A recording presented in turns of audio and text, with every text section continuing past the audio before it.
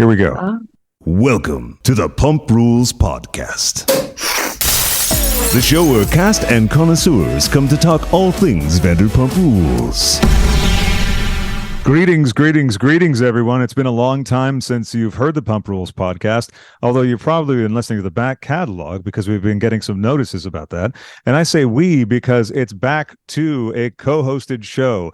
You have two hosts, two producers, and her name, forgive me, is Charlie Valentine. Welcome, Charlie. Thank you, Craig. They works. I respond to both. Well, terrific. I do too. I have a friend who deliberately misgenders me, and I go with it. You know, we what are we gonna do? Sometimes we just have those friends. But yeah, I'm so happy to be here. Our inaugural first maidening voyage. Indeed.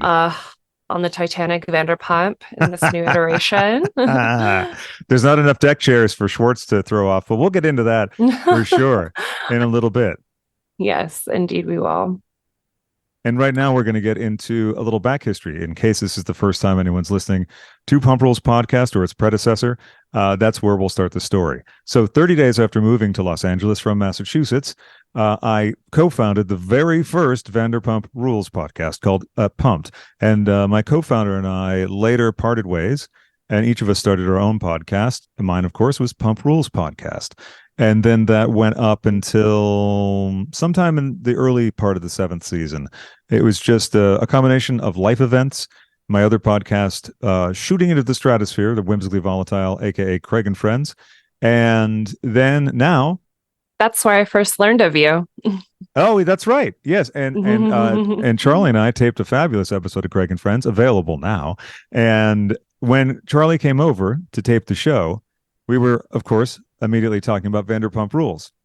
And I had not watched any of the season up until this point, despite the Scandival raging hardcore. My interest was definitely piqued, but I stopped watching during season 8. The only parts I ended up watching after the first couple episodes were Jax's wedding episodes. And because I was there and I wanted to see what it looked like and all that stuff, and also to see what was maybe happening when I, wasn't in the room in terms of like the party before and after. And it was quite a scene. I didn't hear much about season 9, and there will be other stories that tell you why I wouldn't want to have watched it due to personal triggering issues, due to an incident with someone that you might be mad at right now, too. So let's go back to the beginning again. With Pumped, the wonderful Meredith Kate, who you saw in the finale, because of course you've watched the finale, everyone. What are you doing? Go watch it. Pause this or play it again on a loop and go watch it. Right? You agree, Charlie, right? Absolutely. Leave now. You have no business here. Exactly. Now, look, some people have crazy work schedules that it prohibits them from watching it in the 12-hour cycle, which they should have already, which tells you when we're taping it. So, back to the beginning, Meredith, who you saw in the scene where we first see Ariana with her friends Brad and Logan, and Sheena comes over. So Meredith is the first one you see holding her and consoling her. They've been very close friends for a long time. They once did a podcast called The Bevs, and she had been listening to the show. And I think maybe one or two other cast members had been, or they'd heard of it. And then she played it for Tom and Ariana. And then we arranged with her and then Tom and Ariana to come over. So by episode 8 or 9, I'm not sure, but they're up on the web now because unfortunately those episodes were pulled, not by me, about 6 or 7 years ago. And I did not know that until kind of recently because I'd kind of been shying away from things. Charlie, please. And now Charlie has a thought. Yeah. I have a question. Can you clarify for me again your relationship to Meredith and how you guys met? Actually, we met on Twitter. Oh, okay. Yeah. Okay. And Twitter actually has played a big role in my life. The internet. Well, that's how we met. Mm-hmm. Mm-hmm. Yeah. And which has proved to be fabulous. Yeah. Sorry, go ahead. Oh, no, I was just agreeing. It's what we like on Pump Rules Podcast now. No, we actually are looking forward to the contrasting opinions of those and everyone else. And by the way, if you have any hot goss, hot tea or cold cases. Send us an email at pumprulspodcast@gmail.com. Alternately, the Twitter and Instagram is still the same at pumprulespod. And of course, Charlie's handles on all the platforms is charvalxoxo, which of course is spell it for the lovely audience. Charval XOXO would be CHARVALXOXO. Just in case it wasn't obvious, folks, because you might spell Val different. Yes, so we met through Twitter, and Twitter really played a big role in my connectivity to people, and which is why I always tell people when they grumble about, it's not like the good old days. This social media is why we're all here right now.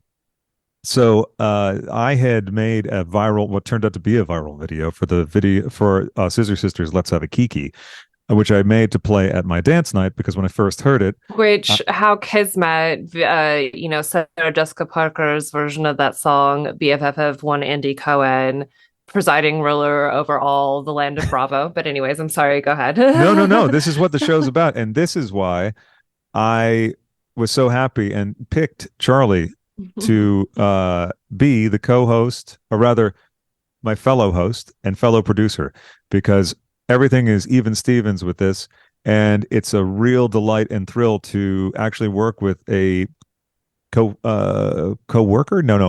That's the word that I like better, because a worker implies something that we're not enjoying. And labor, ugh. Yes, I know. Labor for the man. Self-owned entities are the way of the future. Creating for the days. Yes. Labor for the man, creating for the days. That's not a bad t-shirt. And guess what? We're going to have plenty of t-shirts, plenty of mugs, wallets, doodads, and other things. I love doodads. Doodads are the best, right? And we need a lot of them too. Doodads and tchotchkes. Better than a don't dad. and Doodads and Tchotchkes was going to be the name of this show, but it's like, we already have a pretty good name and we have to do a whole logo. So so I made that video and that connected me with the Scissor Sisters, and within short order they came to town, and the video went viral. Billboard wrote a thing about it anyway, and it was great because something that I like to point out is if you do something for the love of it and you care about it a lot, guess what happens? It shows.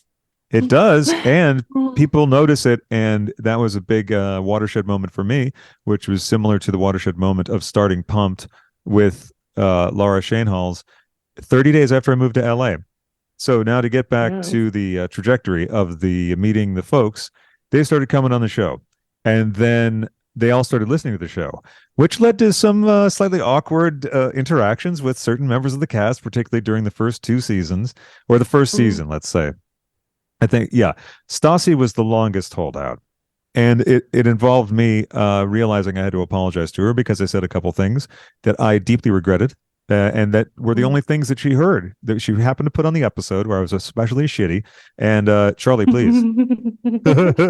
I know I'm interjecting your Stassi story, which but I love. which really works for my impulsive behavior habits. I'm glad we can be on the same page there. So I know this Stassi story, and I want us to get back to it because I think it's lovely. But also, I think there's a piece missing in the puzzle of you illustrating your connection at this time with everyone. Don't you live near them? Well, I first was in North Hollywood. And so the first season of the show was taped over in West Hollywood at Laura's apartment. Then right after that, maybe during the last two episodes of that, I moved to West Hollywood, where I've been for 9 years in my apartment that I love so much. Then I was very close physically to a bunch of them. And then not that that made it easier, but a little bit easier, like a 5-minute walk versus going over the hill made it a lot easier. I mean, in LA, everyone's going to jump over that rather than getting in their car, right? Yeah, absolutely. Although I know that at least one or two had to drive or take an Uber, but I'll leave that up to mystery as to who that was. But Sandoval and Ariana lived right down the street, and at the time, it still wasn't public that Ariana had moved into the house where, of course, Kristen had to get that DVR. But in addition to them coming over and stuff, we started to be friendly. They had invited us Yeah. to the season 4. I think it was the opener, but whenever the episode was where Mhm. Ariana had her birthday party, when Tom informed her that he's always going to be there for her and do everything for her, and especially what she wanted on her birthday, but he had to go play with bulldozers. We were there for that.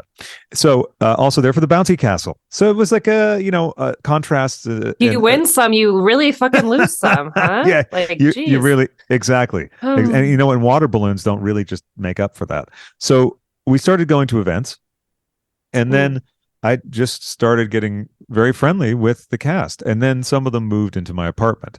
And that happened because Katie was over here taping an episode, and when we were doing the sort of hellos and getting to know each other, and I was getting beverages for everyone, because I used to keep a fully stocked bar, and like at least one shelf of the fridge was all Coors Light because you never quite knew what was going to happen. And I always like to provide, the appropriate things for my guests.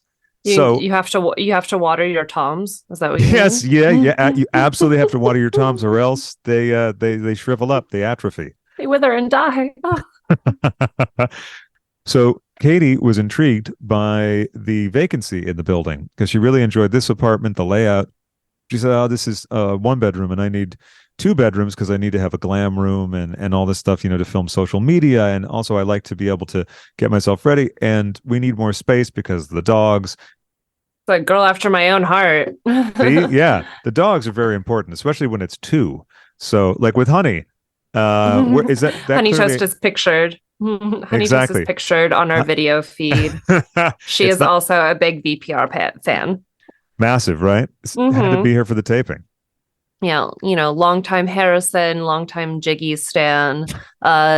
She was once on the side of Butters and Gordo, but she doesn't know where she stands currently. Now, is it which one between Butters and Gordo, or is it a matter of the dog's relationship with Katie and Schwartz? I think it's a matter of the dog's relationship with Katie and Schwartz will determine who Honey gives her allegiance to.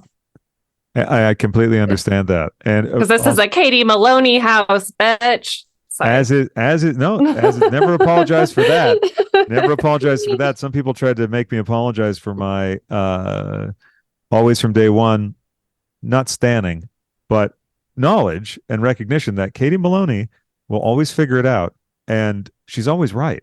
Obviously, she's been wrong about a couple things, but immaterial things, I think. When it comes to, she might have gotten a couple things wrong on the menu. That's about the level. Even then, Yeah, exactly. yeah. The woman's a mob boss in Lala Kent's words. Yes, exactly. And Lala is someone who, so they were all basically also very right. Two of my favorite ladies on the show, but I'm sorry, go on. No, please. This is what the show is about. It's about our thoughts and everything. And I'm excited. In a few minutes, we're going to get into Charlie's history with the show. So Katie was here, and then the building manager, who factors into another story, very much so, much later, was coming down to check the shower and possibly something else. Again, we'll get into that. But I said, hey, she's looking for an apartment. How about the one upstairs? We went up there, and at the time, the price for it, basically a 2-floor apartment here, was $2,800, and it's rent controlled. So that's crazy, and unlike any apartment around here. Yeah, in the West Hollywood area, yeah, and if you could get that locked in rent control, that's Exactly. pretty nice. It's really nice. I have mine locked in. It's a lot lower than that, but now I think a 1-bedroom would easily go for 2,800 or more. So then we were in there for about 3 minutes, and she said, "Okay, great. After we tape the episode, I'm going to go tell Tom that we're moving here." That's kind of amazing. Right? And a lot of times when you move, like it has to be made on that split decision where you just happen to be in the right place at the right time, and the rest is history. Because I want to imagine this is the apartment that had the famed Bubba artwork in the living room. Oh yes. Oh yes. Yes, that's the one. Setting the stage, people. Yeah, no, exactly. And fond memories for all, bittersweet memories for many of us. It was very sad when they eventually moved out. I was happy for them, but it was like, because I used to go up and that's when I smoked cigarettes. and we'd talk deep into the night about many, many things. And in addition to my partiality to Katie on the show, I discovered pretty quickly, and it's always been reaffirmed in every way that she's one of the best people I've ever met in my life. And I've listen, folks, I've met a lot of people. She's also a true blue friend, and she has been there for me in so many ways. I'd like to think I have been for her as well, but there's a couple instances I can remember, particularly related to breakups, one of which will be featured heavily in an upcoming episode. I just look at you guys' most recent podcast, and it's very clear that you guys have like a very nice familiarity. Um, and you bring obviously like a very different flavor of life to each other, but relate on really good levels that I think are very necessary in any good friendship. So, That's really lovely, and thank you. I appreciate that. And I yeah. and I appreciate you, Charlie. Um, Oh, same, Craig. Thank you very much. Thank you. I do consider it a blessing, though I'm not religious, but that's the best word for it. Let's say from the universe that we connected. And that's another sign to me that the world is actually moving again post Pavarotti, because it looked like it was, but it wasn't. It was like a mall that shut down, but you walk in, you're like, hey, look, it looks just like new. Or maybe the mall that's in Barbara Streisand's basement. Oh, Barb or Babs. I know, but I'd like to tour that sometime. And I Oh, wonder that if would be it's, amazing. wouldn't it? And I wonder if there's counter staff. I'd like to think there is. She's just holding people hostage in her basement to play pretend mall, pretend pedestrian. Yeah, it's like Silence of the Lambs, but it's much more gentle. But and also they can only eat from the food court. So you know how sick you get of a food court when you Oh, work no longer. right. So She she uh, has one clone dog for her basement mall world and one clone dog for the regular world. Yes. yeah, she has in her mall, in her private mall, she has a tail waggers and tail washers. So of course, in that way, very similar to Schwartz and Sandy's, where we had a lovely night at, or like a nightcap at, and saw some folks. We bumped into our pals Jax and Tom. And what was your feeling about them when you first met them? So first off, they're both just super affable. I thought Schwartz to be very polite. Jax was just as free with his words and his news as you could expect him to be. Uh, it, I had a little like giggle to myself because, and I'll probably mention this from time to time, about 7 or 8 years ago, I interviewed Jax for a website I worked at. So, of course, I remember him. He's not going to remember me, but you know, it, he looks healthy. He looks happy, and I think that's a testament to his lifestyle change. Um, I was glad to see Schwartz in the bar. Me It too. shows me where his priorities are and where he would like to put his focus. And I also just want to say that I found the decor of Schwartz and Sandy's to be so good. I actually really love the venue. It's just my sort of style. There's, very kind of like Regency, Hollywood Regency meets mid-century meets like antique quiche or quiche. It meets a I think quiche both. dish. I would say Meets a both. quiche dish. Do they have a quiche dish on the menu? Because now they need a quiche. Charlie's Kitsch Quiche They do. for I Shorts and think Sandies. they do. I'm going to send him this clip because he's very receptive to ideas, you know? Hey, and I got some. I don't Oh, know you if got they're good. plenty. I don't know if they're good or bad, but I got some ideas All that on matters is occasion. that's right. All that matters is that the volume, right? I mean, that's But the yes, exactly. They just keep coming. Eventually, one of them will hit. But yeah, I mean, also to say, I think like Shorts and Sandy actually is a lot smaller than it appears on television. So I definitely was kind of like all these complaints of manageability. I'm like, it's kind of quaint in here, like they use up a good amount of real estate just with the foyer, which I mean, like you need to have a waiting area. It's fine. I get that.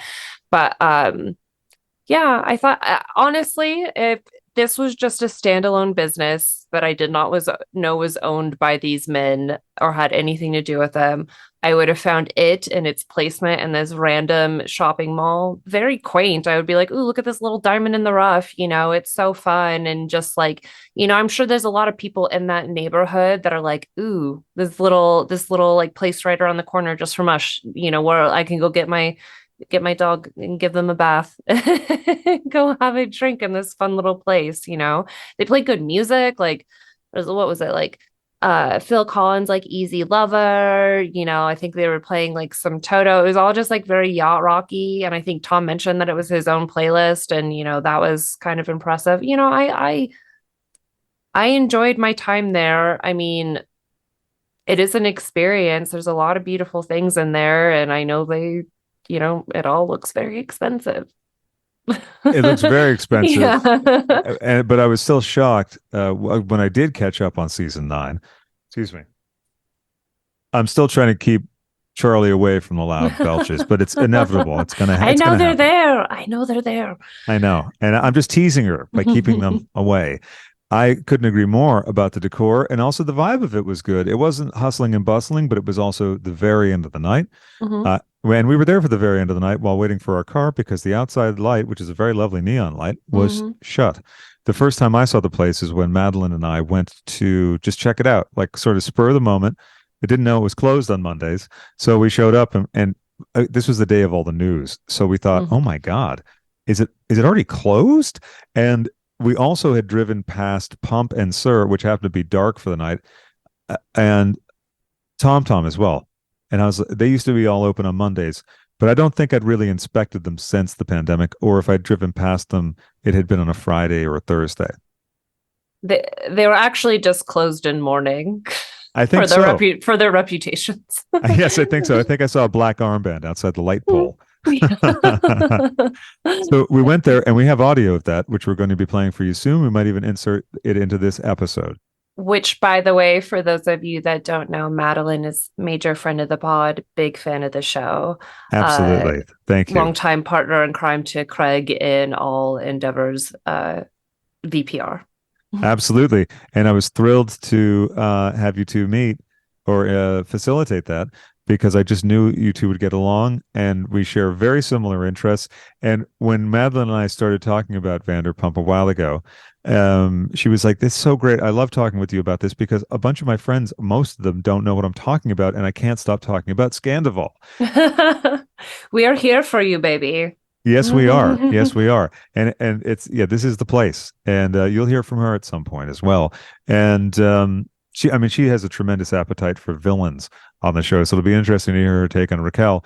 Sugar and Spice, two of the fabulous queens from not just RuPaul's Drag Race, but TikTok massive stars or massive stars on TikTok, Mhm. who Charlie interviewed at DragCon.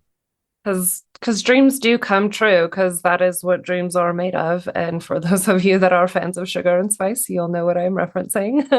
But yeah, they really surprised us with their take, and I had to say that it was nothing but fair. They were also very pro-villain. They feel that Raquel served a big purpose in propelling this show forward, putting it on the map again, like she did what she needed to do. Yeah, so that was a very funny phrase. I kept thinking about them saying she did what she needed to do.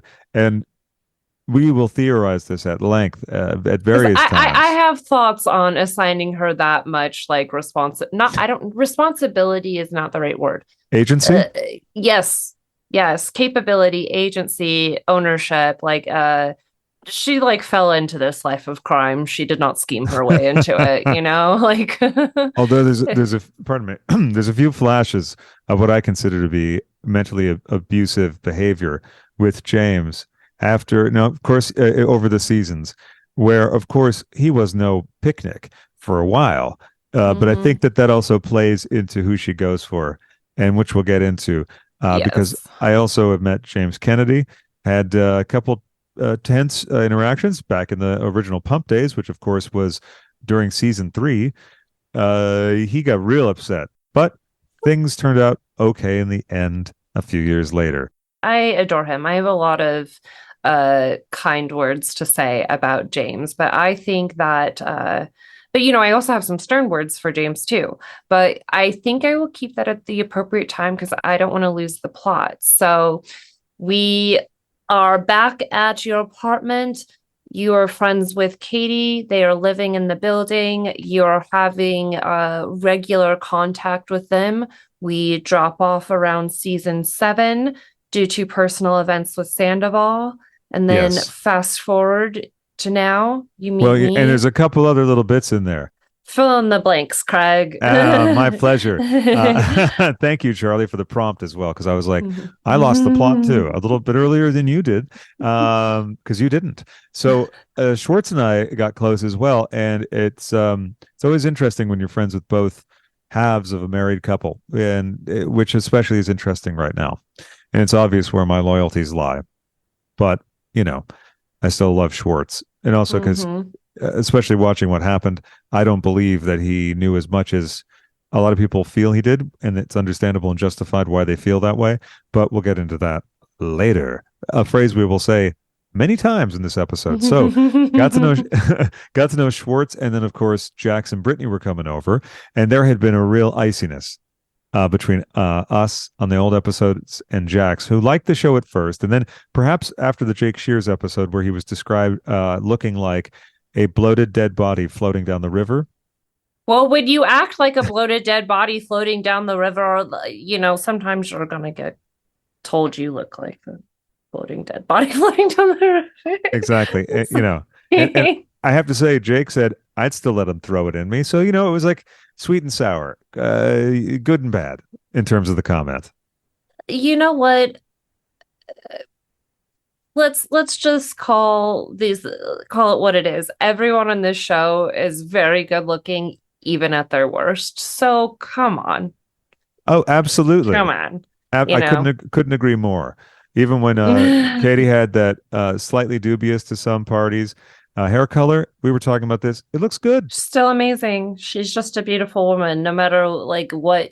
It's just a great canvas, no matter what you put on it, and it's gonna shine through. Exactly. Got good bones. Got those good Terry Maloney bone. Like, if you look at Terry Maloney's face and you look at Katie's face, and I'm like, ooh, I see a timeline of these just powerful, beautiful features. Sorry, obvious Katie Maloney fan club. Hey, look, you got no admonition or whatever from me because I couldn't agree more. I think she's gorgeous and always really was my favorite on the show, even before meeting her, not just for her personality on the show.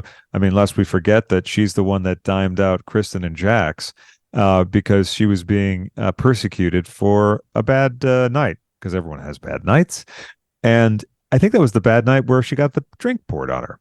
We'll check that later when we recap season 3, because one of the things we're going to do on this series is we're going to go recap all of the seasons.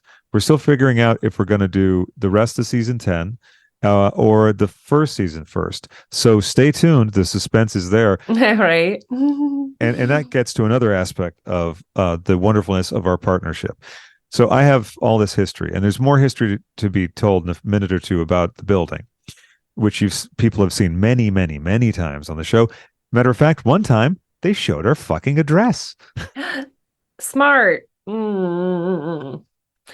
That's honestly straight up. That's one of the first things I notice on these shows, particularly on Bravo. I'm like, I know you're trying to establish scenery with these B-rolls, but all the time I'm like, people can recognize these buildings. What are you doing? Stop. Like, disguise them more. But exactly. I thought it worked well when they showed James and Allie's place. From like the sky, right? The drone shot. I'm like, okay, great. No one has a drone view on a regular basis. So, yes, a little bit more discreet, but yeah, exactly. There's lots of ways to shoot a building. And one shot they had of it that said James and Allie's, I was like, that looks like a Scientology building. They have a specific look to them. They're kind of column-like, right? Yeah. Oh, yes. Yeah. And for those not familiar in the Los Angeles area, like I wasn't when I first moved to town, there's a bunch of them that are blue and they really stick out like sore thumbs, and it's a beautiful thing to observe. They are beautiful buildings, but I feel though as though if James was living in a Scientology building, he would have been opening for Cascade a lot sooner than he has been. I So think you're right. not to insult him, I'm just saying, he had to work his way up. He That's all. did. And look, who would be smart by turning down a helping hand? And he didn't be with Kristen in many ways. And then also with Ken and Lisa, which of course we're going to get deep into on the James Kennedy premiere season, season 3. The one note about him also is he was very young at the time. So we're seeing the arc, as you've pointed out many times, and I concur with, we're seeing the arc of the people. And that's one of the other reasons why this new revival of the series Pump Rules Podcast 2.0, if you will, is different than the previous ones. Now, of course, it's got all the fun, deep analysis and hijinks of the old one. But again, with Charlie being here, it keeps it a fun chat about it where we have guests when we want them and we don't when we don't. So back to the apartment building. So Jax and Brittany were over here all the time. We were in the kitchen together, sort of by happenstance, and we chatted. And I said, "Hey, man, how you doing? I'm Craig." And we had met before, but as Katie said, when she was going over the wild apartment where Jax lived behind the sheet, she met him almost every day for a number of weeks, and every time he came in, he would be friendly, but say, "Hi, I'm Jax. What's your name?" Which either speaks to a deliberate negging or possibly a face blindness only for women because at that time they were all the same. Well, if the shoe fits, if the shoe be fitting, then I think with Jax at the time, if the shoe fits, steal it. yes, exactly. If the shoe fits, either steal it and or fuck it. Yeah, yeah, and if it's Schwartz's shoes, we'll get into all those stories. You don't know about. if you're going to be wearing them or not, or more than likely they're going to be sandals. Yes, exactly, or sometimes slides. A So they loved the building. Oh yeah, and when I met him, I said, "Hey, listen, um, I understand if you don't like the show, if you still don't like the show, and I'm not going to be asking you to come on the show if you don't want to. If you'd like to, you'd be more than welcome. I would love that, but I completely understand if you don't." And I think even the way I approached him, he seemed to soften. He melted because there is a very sentimental and caring heart under all that leather. bravado. Thank you, Hmm. bravado, leatherish bravado is what I meant to say. Hmm. So especially now, as you mentioned, and I've been listening to their podcast being Brittany and Jax's podcast, when reality hits, and it's great because it's different than all the other cast member shows, which are also each different from the other ones. And look for exciting news about Katie Maloney's podcast, which is going through a bit of a transformation and a very exciting one. Jax and Brittany move in down the hall. That's where you've seen the Jax man cave, the neon sign, and it really was a man cave. I think it's shown in detail in the show, but in case it wasn't, he had every kind of stuff, not stuffed animal, but like what are those things, like collectible dolls or action figures, just everywhere. And for a while, he was a deeply obsessed toy collector, which I found so charming and so endearing and so indicative of the personality under the public persona of the bad guy. Hmm. No, I think that's really lovely, and yeah, I uh, as as I get into kind of my connection to the show, it continues to warm my heart that Jax is living a different life, and the Jax we knew is not all of him. Exactly. I remember someone saying, I think he's changed. And just based on my knowledge of the show and the way I felt I got jaxed one night at Katie and Tom's apartment. Mhm. And that was I can't remember what season that was. But see, we're going to refresh my memories of the season, which is what I was alluding to before. We're going to go and review all of the seasons and with bonus episodes and a whole slew of things that we're going to announce down the road. Right now, we're focusing on not focusing on the finale, but we're doing this thing, the history. Well, what we are doing is introing both of our roles and relationships to this show in terms of how we are going to, the lens in which we're going to perceive our recaps. I feel that my interest and your reinterest was ignited by Scandival, and it is a very particular lens to watch the show through. It really is. Um, And also, I have to add, if I haven't said it already, my interest was also reignited by you and Madeline. So I want to thank you both for that because I was like, "Ooh, Scandival." And as I may have told you, given what happened with myself and Sandoval, which we'll get fully into at a certain point, um, and it makes me laugh now. And that was a kind of one of the laughs, one of the more subtle laughs when it broke. And then I suddenly was on Twitter for hours at a time, which is not my custom, to constantly refresh the Pump Rules feed. And I was laughing like Max Cady in Cape Fear. Oh, ooh, man.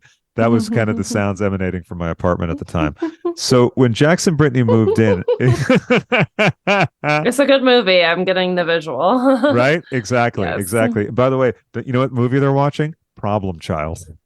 Oh my gosh, that's amazing. So I feel as though I've become like De Niro and I have grabbed onto the bumper of the car that is Vanderpump Rules. Like, because there's a great scene in the movie if you haven't seen. Well, it's not a great scene. It's actually pretty terrifying. Robert De Niro's character is terrorizing this family, and he finds himself being able to follow them to their vacation destination by attaching, like literally taking his physical body, grabbing onto the bottom of the car, and riding the entirety of their drive to their destination. And yeah, that's my feelings right now with And I this love show. that. And I love because there's so many parallels between the show, some parts of my life, but also plenty of films like Goodfellas and other films that really explore what humanity is really like, which is one of the first things that Charlie and I talked about. And Madeline and I mirror that sentiment as well, because I think the philosophical analysis of the show isn't always as fulsome as it should be. And it is between the two of us, which you'll hear, and you probably already have heard some of right now or in the old show. There's so much more to this show than just like, oh, that scumbag and all that stuff, which is another thing that really pisses me off. When people refer to, say, currently Sandoval as a scumbag, it's understandable given the current actions and the current, like the global destruction that he perpetrated. But these people are just like any of us. And really, if you look at it in a very honest way and in an open way, you'll see reflections of yourself in at least one, if not many, of the characters. Definitely. I mean, that's the beauty of the show. And this brings me to my theory or feeling that these kids, I'm still much older than them, so I guess I can say that. But these folks are essentially really what happens in the American dream. You come to LA or whatever town or profession that you are aiming to excel in. You might have some trouble having a foothold in. You might be like getting little bits here and there, like Santarelli suits or Excalibur sweaters, as Jax modeled. And I think that's the kind he ripped off in the parking lot fight at Stassi's birthday, and that was his own line. But anyway, little dribs and drabs of work, just enough to keep you in the dream and keep you maybe funded, but you still got to work at a restaurant. That's the situation for a lot of people. Not all the people that come here have the funds. And so Nepo babies, no, none of them.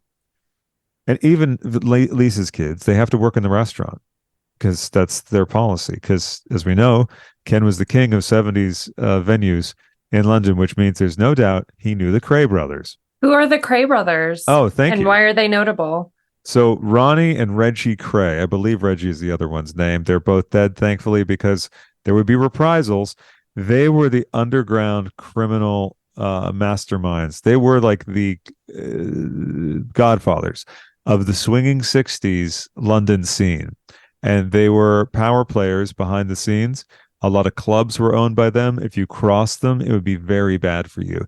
If you've ever seen the film Performance with Mick Jagger, the mobsters in it are kind of based on them. There's also a wonderful film from the late 80s called The Craze, starring the two brothers from Spandau Ballet as the Craze. And there was a recent film or limited series made about them. And I recommend anyone who's interested in this kind of thing. Oh, maybe this will help. One of them was gay and openly gay in that milieu, which is unusual, but understandable because it's London. And also, there should be more like gay, scary people. Like if John Gotti was gay, that'd be great.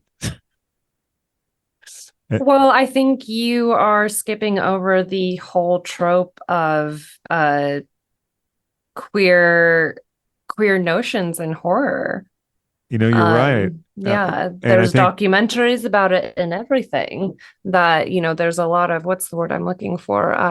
representation or Not representation, but the coding. It's queer coding. mm, There's queer coding yes, as in terms of like a lot of horror movie villains, and a lot of villains in general have there's a certain panache that certain you know flamboyance. right, that connects with the queer community, and it's been like a thorough line of uh representation but also condemnation. It's like a very interesting dichotomy. But anywho's, we gotta reel back into where we are. Where we So are, which is Jax and Brittany move in, and then the place was like it was basically Melrose Place. A lot of us joked about that and called it Melrose Place, which also helped to make sure that no one revealed the name of the building or the address because that was left up to Evolution and Bravo. So mhm, they're living three doors down from Katie and Tom. Katie, as you may mhm. have seen on the series, was not thrilled because No. Jax, in addition to pooping with the door open in his own apartment, would just come over and just open the door. There might be a knock, but when someone's knocking on the door as they're opening it, it's kind of Mhm. like, yeah, it's a formality that it doesn't help. So she was not thrilled about that. It was a raucous time. There's a video out on the internet that I shot of Jax riding his cooler down the third floor hallway. There's pretty good soundproofing up there. So the very long, very in-depth and thorough parties that were going on upstairs could happen any night of the week, and they were Mhm. always a good time. And speaking of the parties, I went to most of the events during that time, which was really nice, and we had an understanding that was obvious and evident to them from the jump. Uh, I if there was stuff that was not meant for public consumption, it wasn't going to get It public stayed that consumption. way. Yes. Exactly. It stayed that Mhm. way, which is, I think, the decent thing to do. Like, there's one or two things that I know about the current situation based on historical moments that are not for public distribution because that's during the era that was going on. And I don't want to do anything sensational that's shitty to someone. Well, I think you walk a nice line of, adoration and consumption of their product while having personal respect for them as friends. Thank you very much. And it's interesting also that when I did move to LA, my two favorite shows were Vanderpump Rules and Drag Race, and this is still the case. And then I ended up working and hanging out with all of the cast from Vanderpump Rules, and also a huge swath of folks from Drag Race, which continues to this day, which brings us again to DragCon, which we have a lot of audio from, which we'll be sharing soon with our travels with Craig Yay. and Charlie, or travels with Charlie and Craig, which brings me to how in the intro you're going to hear one week I'm introduced first, the next week Charlie is introduced first, because it's very important to state your intention, and that is my intention for everyone to know and understand, and then and for Charlie to feel as critical and there's another word I can't think of, integral to the show as I am. Um, I thank you so much for that acknowledgement, Craig. I continue to super appreciate that. No misogyny up in this podcast. Uh, but I feel, definitely very we're in this together and we're getting her done. And Exactly. we're having fun doing it. Yes, we So are, and there's no dipping out. We're good as gold. only dipping in, which I would like to announce right now. I am co-opting the term dipped out for dipping in, which essentially means I'm dialed in. I am into this. I am deep in it. So if everyone wants to join me in dipping in, we're here to dip in the deep waters of Vanderpump Rules. Right, right. Absolutely. I am dipping in as well, hard locked in, and thrilled about that. And of course, there's countless other tales of hijinks, hilarities, and sometimes terrifying moments. But right now, it's time to get to know Sherry Valentine.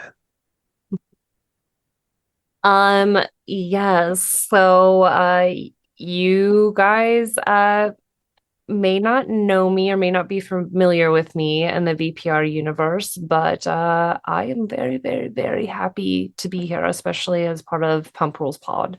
Its own institution within the universe. As Craig mentioned, I am fairly new to the series, and I will come right out the gate and admit that I am mostly a Housewives loyalist, Housewives faithful. I have a bit of love for every city, some a little bit more than others. And for some reason, I was just always very resistant to Vanderpump Rules. And it's even kind of funny because about 7 or 8 years ago, I think I mentioned earlier, I had this opportunity to interview Jax personally for this website I used to work for. It was like in this very random boutique in the Fashion Show Mall out here in Las Vegas, where I live on the Strip. And that boutique is no longer here, but Jax Taylor obviously here to stay. um, and I did watch a few episodes at the time. I want to say we were somewhere in the second season around the time that happened for me. And they just did not convert me. I was personally pretty much just on the cusp of getting into Housewives, actually. And so I hadn't quite developed the taste for reality television that, I have now. I mean, of course, like when I was younger, I like fully prayed at the altar of like This Simple Life and Girls Next Door. So I think, that laid some groundwork for me. But yeah, I think like earlier on I was very like ugh poo-poo. And I just remember I really just I judged the shit out of Stassi and Jax and their relationship and actions towards each other and just kind of in general, I'll admit. Um and yeah, I guess I was just kind of on my high horse. I'm not gonna lie. But not too soon after, maybe a year or two later, I I don't even remember exactly what got me into Beverly Hills, but I like dove in headfirst, had to watch from the first season on, which is how you'll soon learn. I get how I feel about most things I like. I start scouring it top to bottom until I know every crevice and everything in between, and I very, very, very much so took a liking to Lisa Vanderpump herself. She was Mhm. always one of my favorite characters, cast members, whatever you want to call her, from Beverly Hills. And if you really think about it, LVP really has like elder Paris Hilton vibes to her. She really creates her own world. It's Mhm. this pristine fairy tale castle on this mountaintop, like overlooking the valley below, like all the animals, everything really just has that very like romantic yet grandiose, everything very pink. So my fascination with her is very much in line with the sorts of people that I tend to and kind of figures that I gravitate to. Much like LVP tends to gravitate herself towards a little blonde Barbie doll type. I just tend to gravitate towards characters who create fantasy, who really create their own realities. Just in the way, you mentioned one of your other favorite shows is Drag Race. Same for me. Yeah. And it's that same premise of people creating their realities and how, if you live in that reality for so long, is it still really fantasy? Is it not just a part of you? And I am just really fascinated, specifically with any major media figure, drag queens, starlets, you know, everything in between. It just has such like a dedication and creativity to create imagery.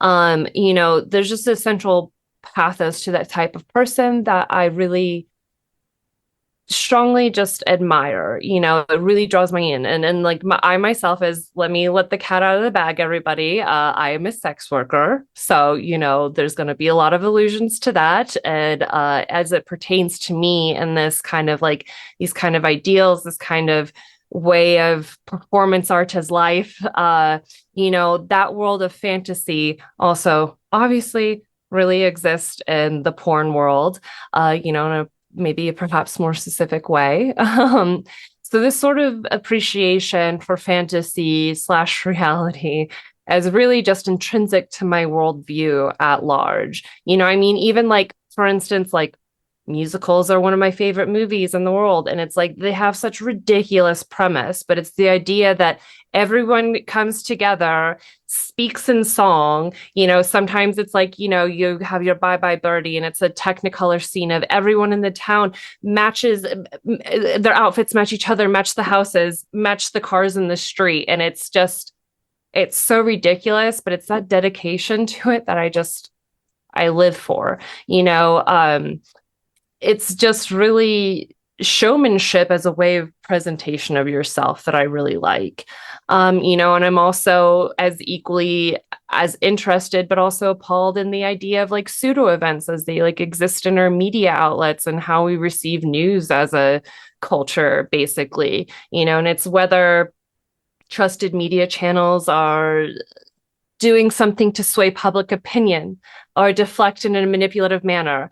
It's a factor in our lives and it's mirrored in our pop culture like super heavily because especially you see these same methods of swaying and deflection all the time in reality television. Oh, and in Yes, life, as we mentioned before, that's the other thing yes. about it that is so intoxicating. Social media, it's literally it permeates all of our culture, the way that we present versus the way that we live. And it's a very philosophically specific to everyone's existence sort of thing, like where the line of who you really are versus who you present, like how much, yeah, exactly. How much do they align?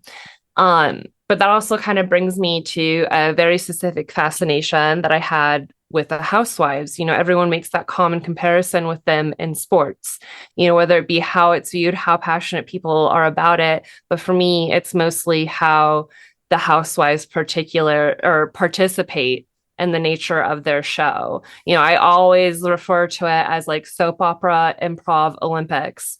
There's a very decided and clear effort amongst a lot of those women to either A, make things happen to create a show, or B, make things happen to create a diversion off themselves on the show for whatever reason. Again, harkening back to the pseudo events of media and whatnot. And it's really brilliant to watch sometimes, and I grew up with my grandmother watching these daytime soaps over summer break. So, I grew up knowing Rinna. I grew up knowing Eileen Davidson for a good chunk of my life. And so I definitely view them through the lens of like constantly flexing and leaning into their soap opera muscles. And I think so many of those different cities take cues from each other and how they work. I mean, if you watch enough of them, you start to see the ways they operate. It repeats in different cities. And you have to be really attentive to it, but it's there. Um, but wrangling it back to VPR, fast forward to earlier this year, the Scandival erupts in the first week of March. And, being a pop culture junkie that I am, I was just super inundated in it. And my interest peaked because just purely on black and white, like just it was actually a video clip of Candace from Potomac Housewives. Someone was asking her about Scandival and she didn't know what the hell was going on, but they just kind of briefly described that it was this relationship that was nearly a decade long. They had a home together, they clearly had a life together, and one of the best friends that was like sometimes staying at their home, staying at their other friend's home, is carrying on this affair. All of this, it's like just on black and white, it was just like, that's dastardly, and obviously this relationship spans the show. So it's just like, it's literally, it's like there's documentation to how this relationship ends. And as a nosy ass bitch, that really intrigued me because I was just like, that's just such a harrowing story. Um, and just that element of myself is that once I get curious, it's like an ADD function of my brain. Like I just become obsessive. And like I said, I just devour things top to bottom. So like I heard about that the first week of March when the story came out. I was done with all 10 seasons before the end of March. Which I found very impressive because I and also curious to me and interesting because I had not just devoured all the episodes, but of course analyzed them in depth for many years, and also saw how the sausage was made, which was one of the things that was kind of a shock to you when I described hmm how exactly real all the stuff is. Again, there's scenes where they go tanning. Would they just be walking into the tanning shop and have the cameras on them? No, that's obviously like they have to arrange it, clear it Right. with the place, but all the emotional content is very real. And to your point about the alternate reality that is uh, put forth on a lot of these shows, the only time we've seen that on this show pretty much is when the most surprising person, Tom Sandoval, tries to make that happen. Right. Yes, exactly. And uh, that's what differentiates this event from the rest of the series is the duplicitous like put on that happens, and that's exactly what I was gonna get to next is that like what really like zapped me into this show was truly, and I mean this from the bottom of my heart, like the bare ass humanity of it all, you know, uh and once I spoke to Craig about it, and as he said, like we just immediately like had a shared same wavelength obsession with it. And once he let me into the knowledge that, like he said, that he had personal relationships with these people, and that these things were not that put on. I was a little bit into my watch, maybe just a few seasons in, and I still like I had the way that I watched Housewives coloring how I watched the show. I was thinking that they were leaning into things, you know, just all the usual like methods that like I expected of the Housewives. But once I learned that this was really just kind of like their mostly true experiences, it became that much more fascinating to me Yeah. that they would be that emotionally naked for us. Um, there's just so many like unfortunately ugly and oftentimes like very toxic and unhealthy things that you see on this show, but it also it called back to another series that I ended up really loving on rewatch, but also like hating and being like repulsed by, who's Jersey Shore. And I would explain to people that there's also a lot of parallels between BPR and Jersey Shore. There's like this very, there's the drinking, there's the toxic conflict, but then there's like this inescapable family element, this true sense of like camaraderie and tie that everyone has. And, that's very much like one of the secret sauces of this show is that these people are, for the most part, able to really be themselves, have interesting characteristics, that we all identify with. And then they allow themselves to have these really real, unfortunate experiences that I'm sure a lot more of us can relate to than we want to admit, and it all really harkens back though, their experience and like what we see on this show harkens back to, like you were saying, it's a very emblematic American experience, how Hollywood is like a microcosm of America in terms of like ideals in the American dream. We love to fucking play pretend in this country, and just like The Hills before it, it's it follows a trope that's very everlasting. It's the idea of transplants journeying to LA to make it happen, for themselves and whatever their ideas of success within the world happens to be. And it's like this really interesting grand dichotomy and grand irony that this documentation of like their, their attempts at that, they're striving for that, the documentation of itself of these mactors and mactresses, it's therein delivered them their dream, but obviously at a very, very hefty cost. And it's the exposure of the very human elements of themselves, and to borrow a phrase from Craig himself, I just became so enthralled by how much everyone really bleeds out on this show. They truly do. Like, I mean, there's just so many things that, like I said, we probably all have similar experiences to that we don't want to admit. And, so, I think of my own experiences. I think of people I know experiences. And I'm not sure how I would handle myself being put in the position that they're in. But at the same time, I also like have felt a little common thread of feeling united with like my fellow humans, that I'm just like, these beautiful models, like the stars, they're like just like us, like we're all just very fucked up people trying to figure out life and like grow up and learn how to take care of ourselves, you know. And as the show continued, it became very clear to me that it's about a certain slice of the American dream, but moreover about like the human experience of like growth and transformation. And we've seen that happen to so many members of the cast. Jax and Stassi, whom were both ejected from the show for similar controversy, have stayed on the path that they set for themselves. We have but no choice but to believe that like they settled into family life. And that is their true sense of growth and putting that effort in, day out, until it's not habit, it's not behavior, it's character, Oh, and yes, I actually have a clip from a show that we enjoyed recently that really exemplifies what you were just saying. Asking you, a guy who's a recovering scumbag. Yes.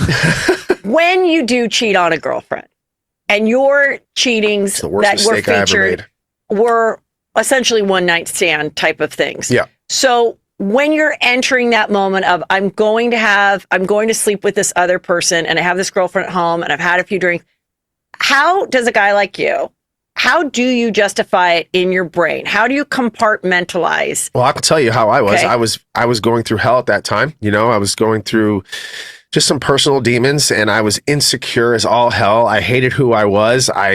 Living in this life out here, and am I good enough? Am I still good enough? I just didn't like the person I was, and it had nothing to do with the person who I hooked up with at the time. And I'm not going to say who it was. It could have been a hole in the wall. It didn't matter who it was. It was just whoever was, or a squirrel, there. And it just, and I knew going in, this is bad, but I hated myself at the time. As you guys know, I've been on the show. I've been to therapy millions of times. Nothing worked. I just didn't like who I was. And again, I was just a very self-destructive person. And I thank God that my now wife is just an amazing woman and stuck by me and said, listen, I know you didn't do this just to hurt me. This is something that you're going through, and we're going to get through this together. And, I think we fixed it. And, it didn't just happen overnight. I had to work my ass off to get my wife back. Ugh, it's emotional because that's like a very real thing. That's like all the ways that he describes his behavior, it shows great accountability and a directness and not skirting around the issue, and it's just kind of like, it's just very touching because, sometimes like we're not strong enough to change ourselves. Sometimes you need to be pushed and prodded along by someone loving you and like really seeing and understanding where you're coming from, understanding your behavior and maybe not taking it at face value, and we all made fun of Britney for so long, but her pure heart, I'm inferring her pure heart. I want to imagine that she really is the, person that she's impressed with. Oh, she is. Yeah, she is. Although what I like is the just under the surface fury that you can detect when people are fucking with them. Not so under the surface when Sandoval ruptures their mood and plans in season 8. But of course, we're going to get to that in detail. Yeah, no, I mean, all of her rotten hell moments are very iconic, you know. Yes. There are a lot of times where I find that, like, no matter how much they erupt, there is a lot of justification for female rage. So, uh, yeah, I don't hold those things against her, and it just really seemed like um, she eradicated the stone around Jax's heart, you know. And much like that, you know, we watched Stassi eat crow for like seasons on this show after she came back from New York. Like she didn't complain. She said she buckled down and understood that she needed to do stuff that proved to her friends that she valued their relationship and didn't want to take it for granted. And that takes hard work. And then you doing that on television, you know, after she made such a huge deal about being like, she's like, I'm top girl in the group. Yeah. Like, you know, she really acted very like Regina George, you know. Kristen the same, her podcast, her current relationship, her friendships with the group, it all reflects growth. You know, Lala's become sober. You know, as a result of like digesting the era of like her ways and whatnot. And she maintained her sobriety like very gracefully through a really traumatic relationship, you know, all while being a mother. Like her whole vibe is like, I do it all for my baby and my friends. And like, how can you argue with that? My lighting just went out. Well, while you fix that, I have a thought for you Yes. before we get into the next thing. Is that I very much resonate with what you're saying, and one of the purposes and impetuses, or rather the impetus, and one of the purposes of reviving the show is not just from our discussions and them being fun. It's that as two queer people who have really thought a lot about this angle on the show, we feel that it's very important to talk about this, not just for our own edification, but I'm not sure how much of this is represented. And we have very specific, corresponding and also sometimes conflicting views on the thing, which also we will welcome from guests, etc., because it's very much about how we see the show and what that says about us, because I think that the show is a Rorschach test. And as I alluded to earlier, there's some people who love to just they allow themselves to think of them as less than human, which speaks to a lot of things, classism, etc. And they're robbing themselves out of a very productive and educational sort of thing. Mm-hmm. No, I mean, and there's so many other elements to appreciate, you know, when you zoom out and look at this show from a macro level, having like ingested the scandal at all. You know, as I started watching the seasons, I really noticed a trend that it seemed like the women were really portrayed just kind of maligned for certain things. You know, Katie's directness translated as whiny.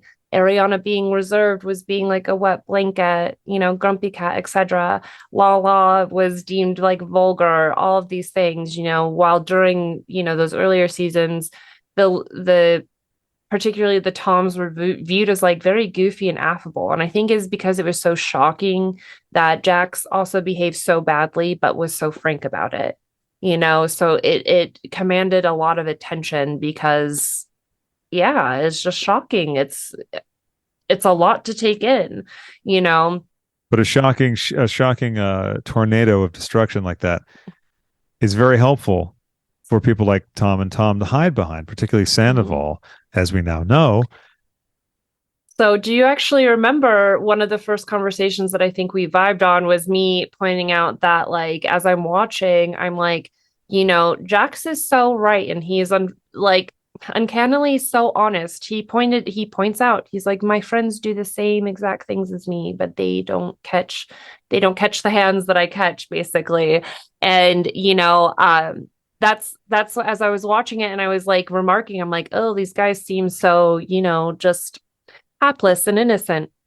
But I was telling you, I was like, there's only a reason like why you would be that close of friends with somebody like that. And it's because you're all you're all vibing together because you're all lying the same way, you're all hiding the same way, you operate the same way. There's no judgment, you Yeah, and know. as Schwartz even said out blatantly with the 2017 Jackson Faith opener to the season, he says as his flashback in these episodes, I mean, I would cover for him and lie anyway, but I'm telling you, I'm not doing that, which he thinks is a way to certify his authenticity and honestness.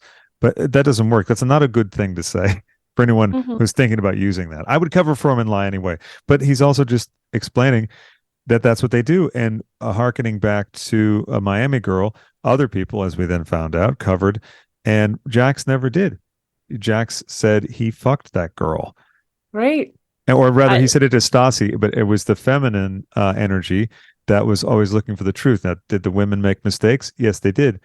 mhm. However, they owned up to them, like you said. And when we look at the show over the entire arc of it, especially through this lens of Scandival, it's an essay in the trouble with misogyny, to put it very uh, simplistically, because not only is it it's not addressing that, it's also not only is it addressing it specifically in the last two seasons and possibly the one before. No, not really that, but it's in an essay as itself. As you said, the boys were getting away with it because this was a depiction of real life. Now, sometimes the editing didn't serve, let's say, Katie one year or Sheena another year, but you see the behavior continuing Well, to. see, yes, I feel like in all actuality, anything that should have been subscribed to the Toms, that Ira got displaced onto the women. But as I still maintain that I really think the overall theme of the show is growth and transformation, and, however way you want to take that. But I actually feel that the tide has finally turned in the last few seasons for the women. I feel like we really get to see the salt of their worth, just the difference in how Katie and Ariana approach business tells us so much about them as people. It's commonly said how you do one thing is how you approach everything, Yeah, and these girls are being thoughtful, careful, logical, their steadfastness and commitment and loyalty shines through. And I'm sure it translates into, their other relationships. Sheena has remained truthful to her desire for true love, and she's remained hopeful in that way. And her willingness to give her all to somebody has eventually paid off. Their trials are starting to pay off for them, and the turn of that in the show, I think, is very amazing to see. And I think Jack's absence, as well as everyone else on the cast becoming more adult and sensitive, even James included, James struggles, but we know James is headed in the right direction and he dedicates himself to working hard, that there's a lot to say for James. But it's only kind of served to reveal and drag up to the surface just how reticent the Toms have been to growing and having any sort of accountability in life in any sense, business, love, even their friendship to each other. And I know we'll talk ad nauseum about the state of the Toms. So that's okay. That's what everyone who likes Vanderpump Rules does. There's right, hundreds of podcasts out about the show, and people cannot get enough. I'm not gonna give it to him, but I'll try to keep it concise here. As I said, I feel like the women facing all of these trials and making these necessary adjustments has truly paid off for them.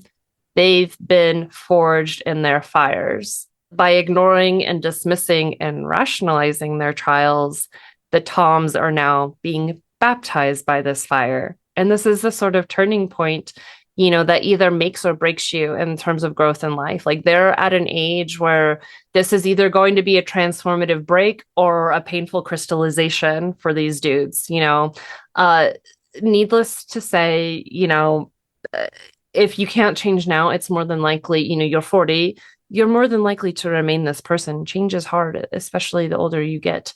Um, you know, and just to wrap it back, needless to say that, everyone on this show has a secret sauce to them. That's why they're irreplaceable. That's why we've wanted to grow with them all this time, and that combined with the illustrious editing capabilities at Bravo, they truly do not get enough credit over there. We're left with like very gripping and cinematic storytelling. All in one of like the most beautiful backdrops in the world. It makes a lot of sense to me why Scorsese is rumored to be a fan. Absolutely. And also one of my favorite things they ever do is the B-roll troll, where they have footage of someone like spitting out a drink or like spilling it all over themselves.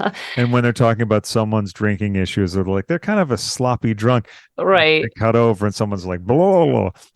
No, like I remember Potomac. I don't know if it was this last season or the prior one, but they kept doing all these cuts of like, what's the word I'm looking for? When you leave the camera for an elongated period of time in the same place and you like watch it like sped up. Do you know what I'm talking time about? lapse. Yes, thank you. Welcome. Space Cadet. Sometimes my mind goes like, but yes, they were doing these time lapses of like all these plants and flowers like decomposing and like dying and coming back to life, like as in between these scenes of the women fighting. It was very poetic. One thing I love and I kind of miss in the new transition moments, which I like a lot. Also, they make me laugh constantly because instead of showing Melrose and all the sort of like venerated streets of West Hollywood, they show Lankershim Boulevard, which is right off where I lived. And like Lankershim, there's nothing wrong with Lankershim. North Hollywood, terrific. Lankershim is not quite the excitement of Melrose, and there's not really the same amount of shops to sort of like linger on. And the thing that they don't do anymore, which I wish they did, is there's so many amazing B-roll shots of people walking across a crosswalk and then they just vanish into the air. Right. I'm like, what are you trying to tell me with this? What is know. this artistic liberty? Like what sort of weird foreshadowing is this? But yes, they're I mean, they're very funny, they're very sly, and the way they are just able to dissect things and deliver them to us in these ways that keep us like entertained and enthralled with these people. It's a spectacle to behold, but yeah, it's just all of those reasons. And one is that, I feel I got a unique perspective and I've got enough love and adoration and fascination to like share in with everybody that feels the same way. I'm very excited to keep getting into the nitty-gritty details, the causes and correlations between everything that happens on this show. And my specific role on the show will be taking those things from like their social media and the headlines and through the particular lens that I see it through, and just really, like I said, doing some armchair analyzing, but of course from a loving perspective, because we must all remind ourselves that these are real people. So and that's the armchair analyst thing is what I'm all about as well. And I love that because it also, we have different opinions of different people on different seasons, which I think also allows us to realize that everyone has everything in them from bad to good and in the in-between. And it's really about choices. Like, for instance, Sandoval, I've known many, many good times with him. I've known many, many, many good and benevolent things with him. Stuff that was not on the show, stuff that you see on the show, all of it. Mm-hmm. And to square that with what we've seen, as you said about you're 40, you're either going to go this way or that way. But it's a lot harder to go the right way because everything's so ingrained. Mm-hmm. Although sometimes it does take people hitting rock bottom, which is what I consider Sandoval to have done, to recognize that, just like a heroin addict or an alcoholic, because it's the same kind of thing. An addiction to maybe his ego being stroked, to paraphrase what he said. Right. But yeah. And also the other thing I was thinking as you were saying that about the women coming to the forefront, not only is it reflective of their growth and reflective of human growth in general, I really feel that it's reflective of society in general. Despite all the problems going on in America specifically, women are finally getting to the place that in the 90s and the 80s, people would hoot and holler about. Thelma and Louise comes out. Now, the women are going to have equal representation in the films. And there was never a film made like that for another 15 years. Now, though, Ariana is now going to the presidential, I can't remember which dinner, but the president was there. The White House Correspondents' Dinner. Thank you very much. So that and Scandival was referenced in the speech. So I think this is having the reason permeating the culture. You know? Exactly. And the reason it is permeating the culture is because of the relatability that we both mentioned, and also the mirror that the show is. Exactly. Yeah, like I said, it is a microcosm of the American experience, whether it be, you know, through this strive to present perfection, you know, they're models, they're actresses, they're TV personalities. We are people on the internet doing the same thing, you know, and we're all people having interpersonal struggles, trying to grow, you know, it's honestly, it's just a very real show that doesn't quite give the credit that it deserves. Find us on Instagram and Twitter at Pump Rules Pod, or go to pumprolespodcast.com for more information. Email pumprolespodcast@gmail.com and follow on Facebook at facebook.com/pumprolespodcast. Thanks for listening, and see you next time.